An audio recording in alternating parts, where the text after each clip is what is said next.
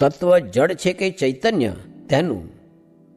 સ્વામિનારાયણ હરે સંવત 1880ના ભાદરવા સુધી પડવાને દિવસ સ્વામી શ્રી સહજાનજી મહારાજ શ્રી ગઢડા મધ્યે દાદા ખાચરના દરબારમાં ઉગમણે દ્વાર ઓરડાની ઓસરીએ વિરાજમાન હતા અને ધોળું ધોતિયું પહેર્યું હતું ને ધોળી ચાદર ઓઢી હતી ને કાળા છેડાની ધોતલી મસ્તકે બાંધી હતી ને પોતાના મુખારવિંદની આગળ પરમહંસ તથા દેશ દેશના હરિભક્તની સવારેને બેઠી હતી ને પરમહંસ દુકડ સરોદા લઈને ગાવતા હતા.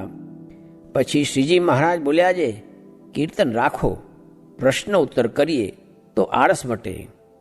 એમ કહીને શ્રીજી મહારાજ બોલ્યા છે, પ્રથમ હું એક પ્રશ્ન પૂછું છું. જે આ જીવને વિશે માયાના કાર્ય એવા જે ઇન્દ્રિયો, અંતઃકરણ આદિ 24 તત્વ તે રહ્યા છે, તે એ તત્વ જડ છે કે ચૈતન્ય છે? પછી પરમહંસે કહ્યું છે, એ તત્વ ચૈતન્ય તો ખરા. પછી શ્રીજી મહારાજ બોલ્યા છે, જ્યારે એ તત્વ ચૈતન્ય છે ત્યારે આ શરીરને વિશે જીવ છે તે વેળા 24 તત્વના પણ 24 જીવ થયા.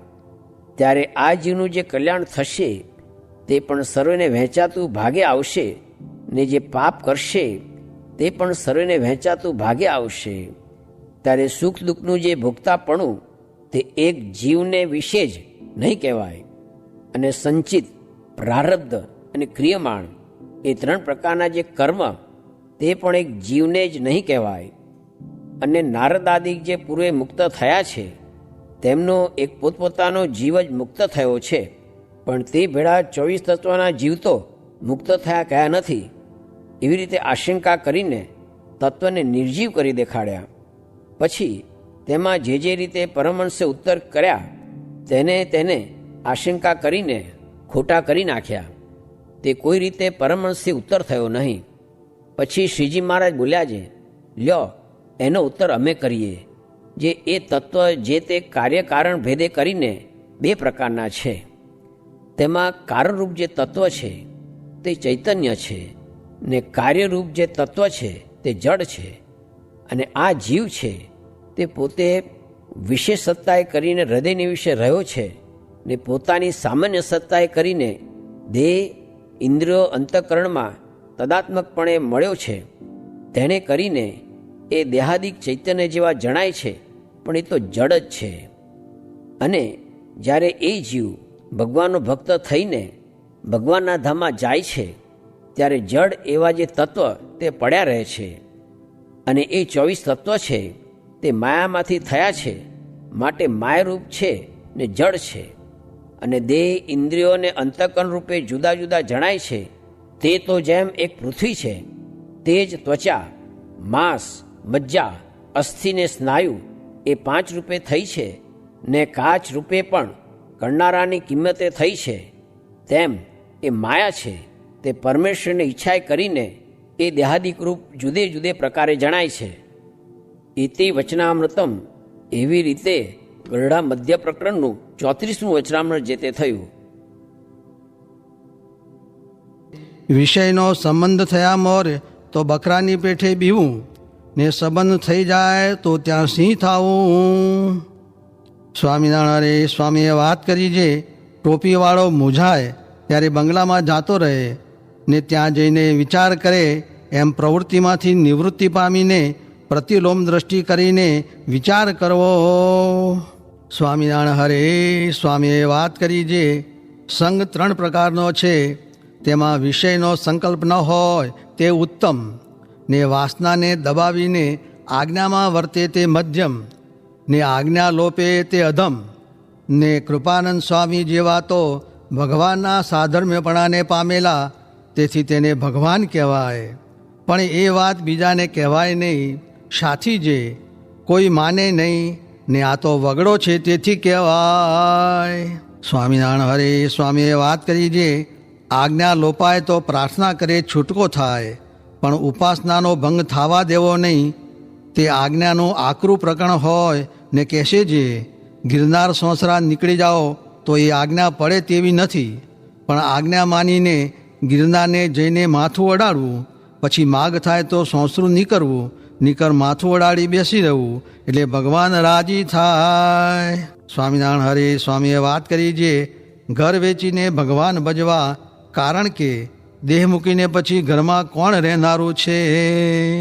સ્વામિનારાયણ હરે સ્વામીએ વાત કરી જે નિદ્રા આવે તો સૂઈ જવું ને સુરંગ ઉડાડવાની વાત કરી ને કોઈ રીતે શત્રુ જીતાય એમ ન હોય તો જેમ ટોપી વાળે લડાઈમાં ધોળો દારૂ પાથરીને સામાનું લશ્કર છળથી મારી નાખ્યું, તેમ આપણે છળ કરવો ને મનને જીતવું.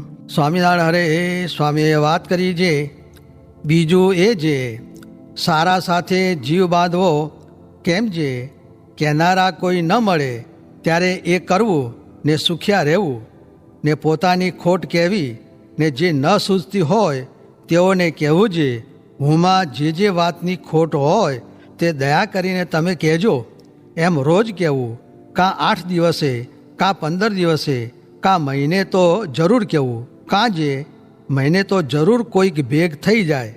તે ઉપર નામાના વચનામૃતનું કહ્યું છે, મહિને ન ચૂકવે તો ભેળું થઈ જાય. આમ ભગવાનને ગમે છે તે ગમતું તમને કહ્યું. સ્વામિનારાયણ હરે સ્વામીએ વાત કરી છે માયરામ ભટ્ટને હાટ માંડવું હતું, તેનું લેખું કરવા બેઠા ત્યાં તો સવાર થઈ ગયું. પછી તો જળ મૂક્યું છે, હજી હાટ માંડ્યું નથી, ત્યાં જ નિદ્રા ગઈ તો માણશું ત્યારે શું થશે.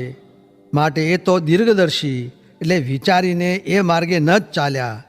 ને આપણે તો એકાંતમાં સ્ત્રી ભેળું રહેવું નહીં, ને એકલી સ્ત્રી હોય ત્યાં ઉઘરાણીએ ન જાવું, ને ભારો ન ચડાવો, કેમ જે એ સર્વમાં કલંક લાગે છે. ને કાળા ખર્યું આવે છે તે ઉપર વચનામૃત જે મુક્તાનંદ સ્વામી જેવો હોય ને તેને જોગ થાય તો ઉતરતા જેવો રહે કે ન રહે એમાં પણ સંશય છે. ત્યારે આપણો શો ભાર. જેહી મારુત ગિરી મેરુ ઉડાઈ, કહો તુડ કહા લેખા માઈ, હો મન હરના ત્રિય બન મેં નહીં ચરના. એમ બોલ્યા. આ દેશકાળની વાત કરી તે વિચારીને પગ ભરજો. મોટા સાધુ હો ત્યાં તો એ કહે, પછી આ વિચારજો, નિકટ ઠા નહીં રહે. ને અમારે તો છેલ્લી વારે હવે દિવાળી સુધી સાધુને રાખીને વાતું જ કહેવી છે. પછી દેહ રહો કે ન રહો, પણ ભગવાનના સ્વરૂપ સંબંધી જ્ઞાન આપીને સુખ્યા કરવા છે. ત્યાગ કરે એ ત્યાગી કહેવાય. ને જેણે પદાર્થ રાખ્યા તે મોટા મોટામાં પણ છિદ્ર ઉઘાડા થયા ને રૂપિયા નીકળ્યા.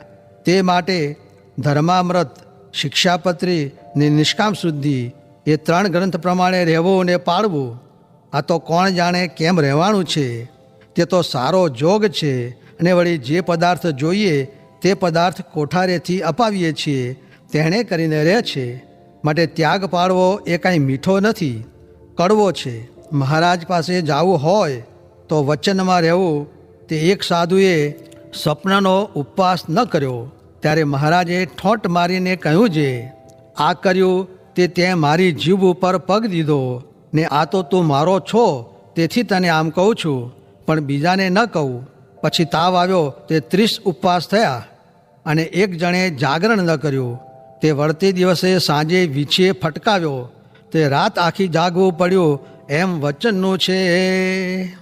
સ્વામિનારાયણ હરે સ્વામીએ વાત કરી છે મોરે ઝાઝા માણસ મંદિરમાં નહીં, એટલે હું બાજરો જેટલો કહે તેટલો ઘોડાસારું આપવા ગયો.